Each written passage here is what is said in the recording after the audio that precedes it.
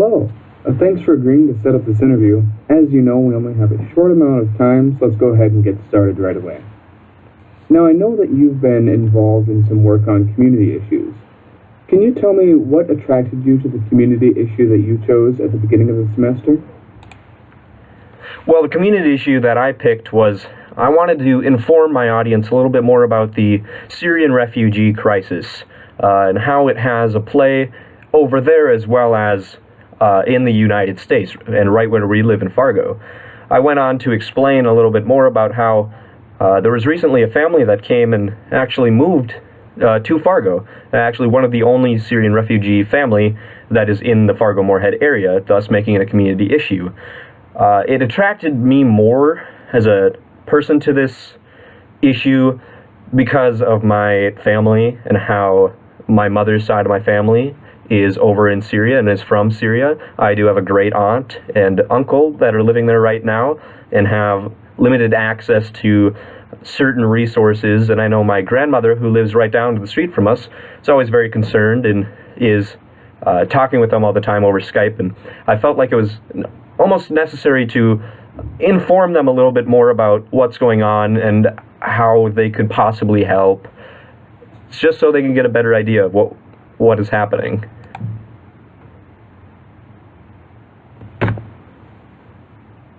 Okay, thank you. Now, your materials also said that you were involved in a community issue team project that focused on a call to action. Can you share with me what call to action your team put forward and why you chose that call to action?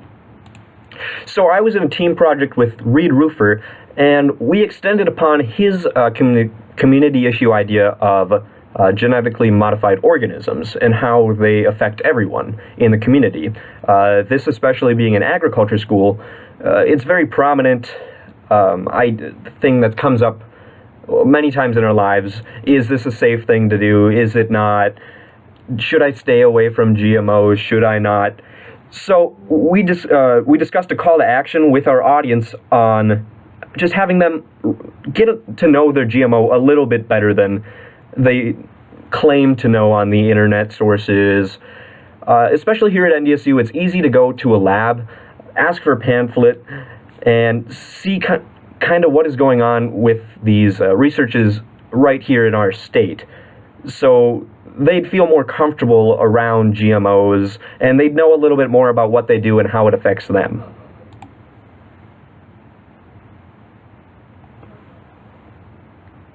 I see.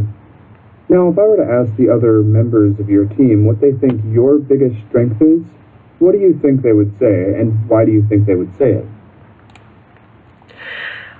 I think they'd say I was a leader. I hope that's what they would think. I spend a lot of time with these projects kind of dissecting what's necessary to hit first with a project and how to continue from there. I'm really good at deciding how to split it up and which person can get which resource and work with those resources from there.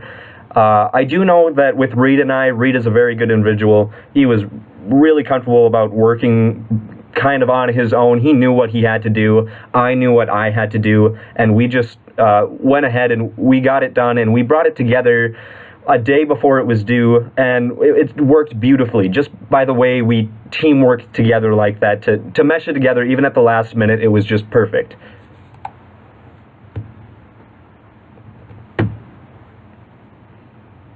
Okay, great. What for you was the most challenging thing about working with your team? It was a little bit hard communication-wise. Like I said previously, it kind of came together a little last minute.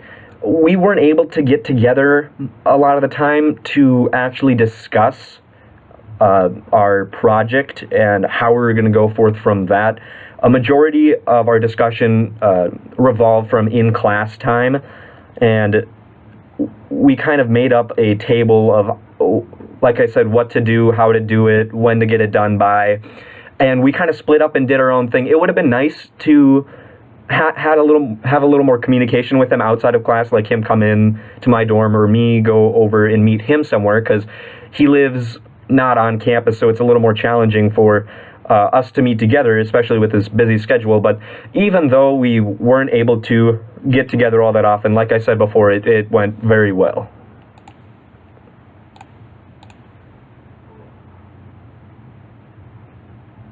Thank you. Okay, last question. In 30 seconds or so, tell me what your biggest takeaway was from Comm 110 this semester. What will stick with you and be useful to you? Absolutely the golden rule of public speaking. I haven't heard of that until this class. I was in speech and debate for 5 years in high school, and I had no idea what that was until in class. And it gave me such a great outline of how to give speeches in the format of how to use them. Tell them what you're going to tell them what you told them, and then retell them what you told them. It's a great example of how to give every single speech, and I know for the years to come in my speaking career, I will be using that for almost every single speech I give.